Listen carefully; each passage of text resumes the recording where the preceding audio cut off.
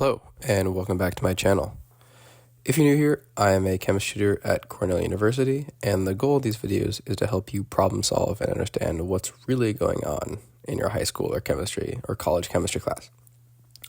We are in the middle right now of a series of videos on periodic trends, so you might want to go and watch the first two videos before this one, but today we'll be talking about ionization energy, as well as a bit on electronegativity.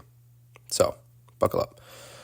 We'll start with a brief review of electron configurations and then go into electronegativity, how it applies to ionization energy, and some special cases that you have to consider. So first, to go all the way back to electron configuration for a moment, let's make sure we're on the same page when it comes to drawing these out. So I'm going to go through two examples of breaking the rules, and then I'll show you the right way to do it as a counterexample to each of those. So first, let's just draw out the correct configuration for oxygen. So if you've got your periodic table up, great. If you don't, I have a little snippet on the right side here, but we know that it's got 8 electrons. So we'll begin with the 1s subshell. So 1 up, 1 down, then the 2s, 1 up, 1 down. That's 4. We've got 4 left to fill in. So they're going to go in the 2p. 1, 2, 3, 4. And we'll explain why I did it that particular way in a second.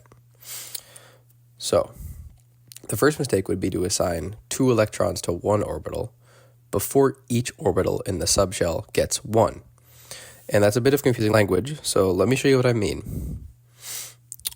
It's obviously not a problem when you're filling in the S subshell, because there's only one orbital there. So there's kind of no way to screw this up.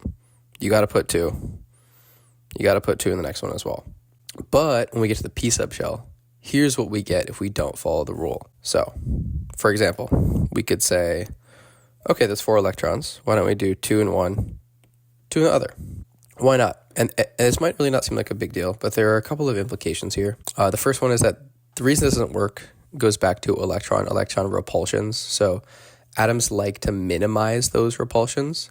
And if we compare this picture down here to the correct one on the left, you will see that we have one additional orbital with 2 electrons here, which represents an additional electron-electron repulsion versus the correct diagram. And that's kind of unfavorable for the oxygen atom. And so it would prefer to have this configuration on the left here.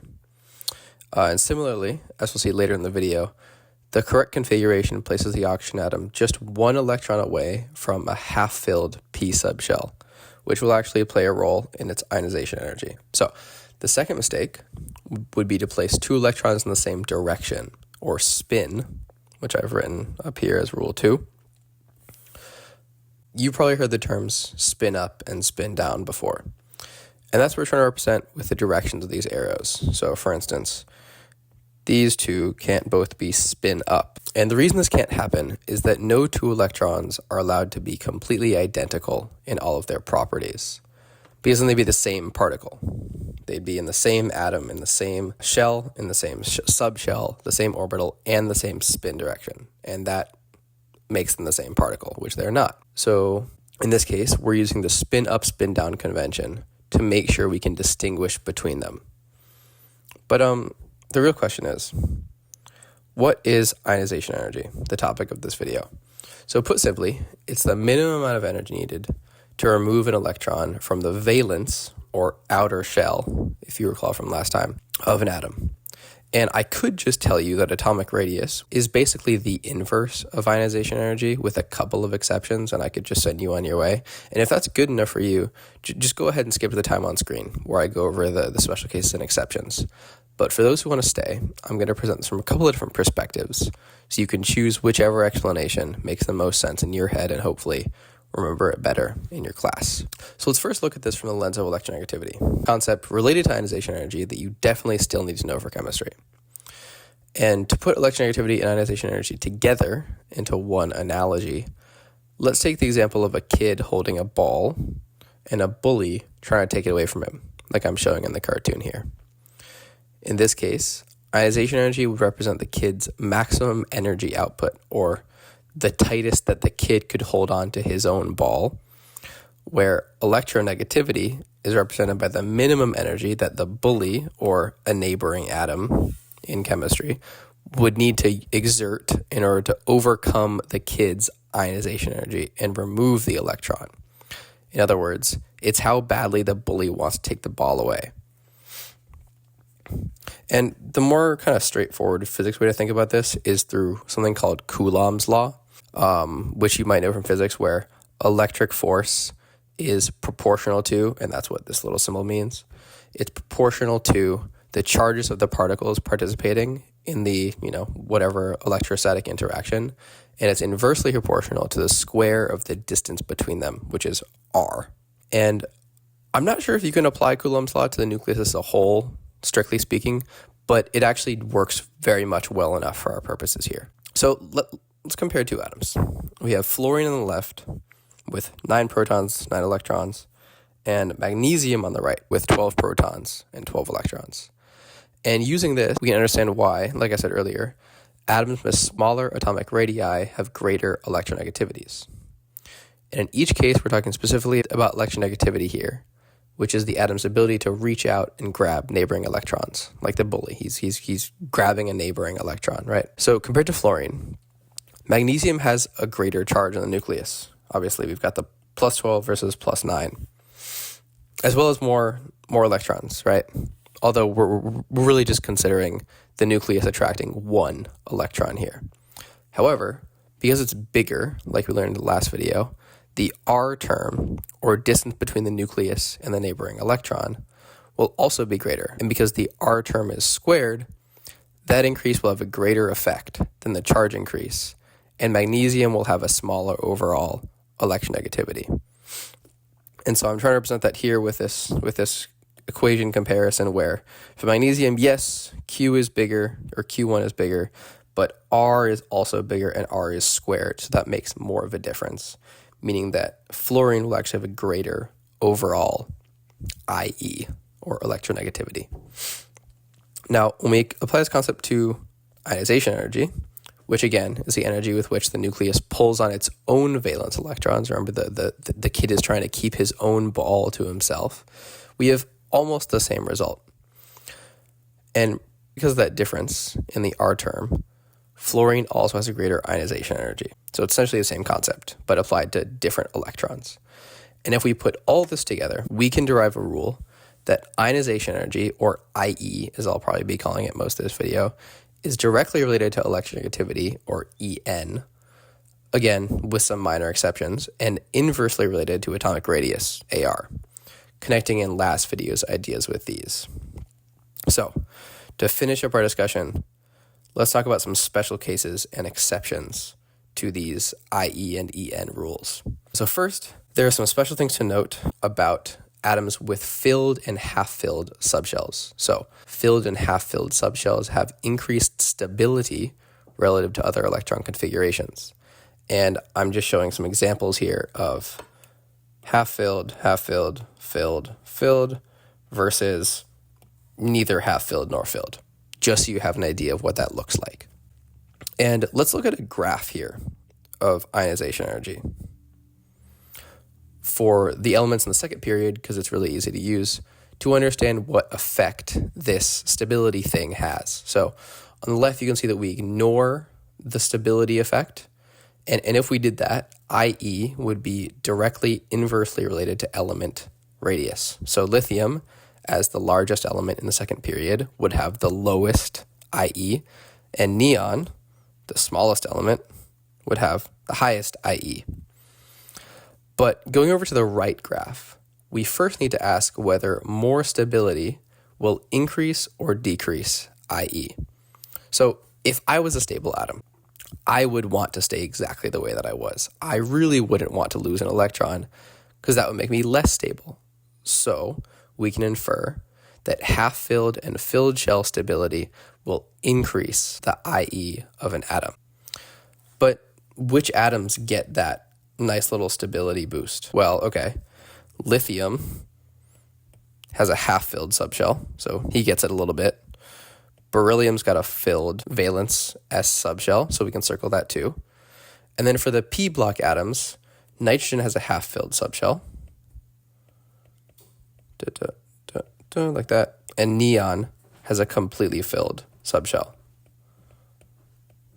So those 4 elements are going to get these little boosts in IE. And to show this effect in the graph, we're going to move these elements up a little bit. So lithium goes up a little bit, beryllium goes up a little bit.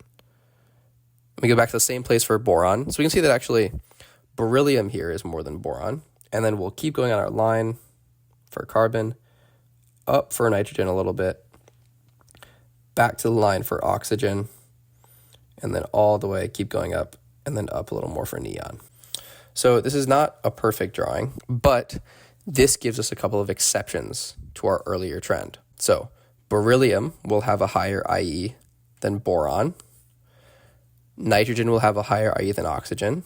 So this isn't, maybe I should redraw this as more like that for nitrogen and oxygen. And then, of course, neon has this like ludicrously high IE that's higher than basically everything else.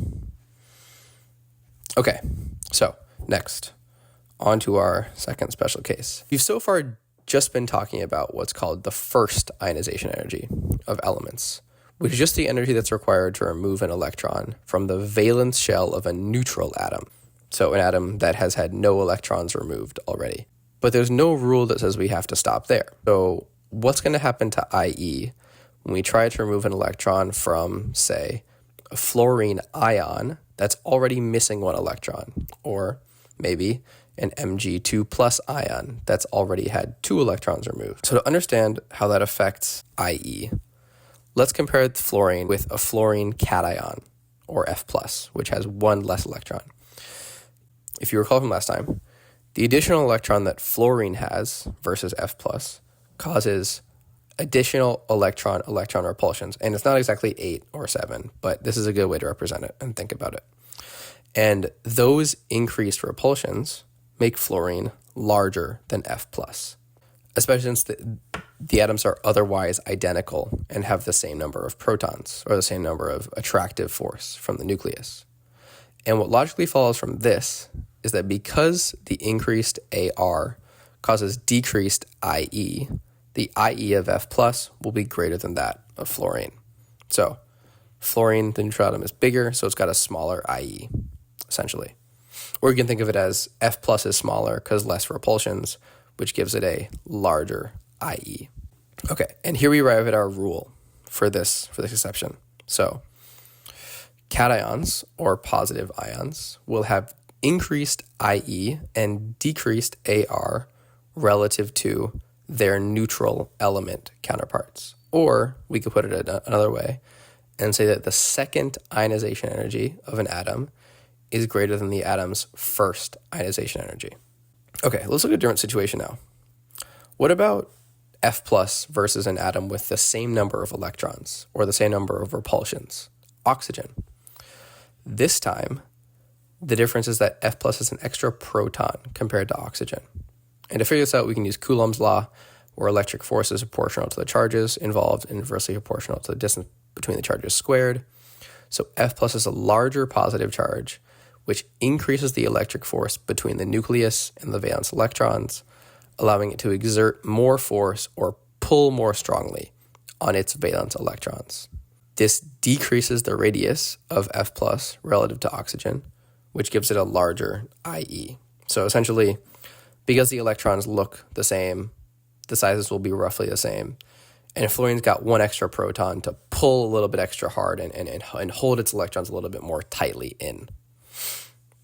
So another rule we can derive here, where cations have increased IE and decreased AR relative to neutral atoms with the same electron configurations as them.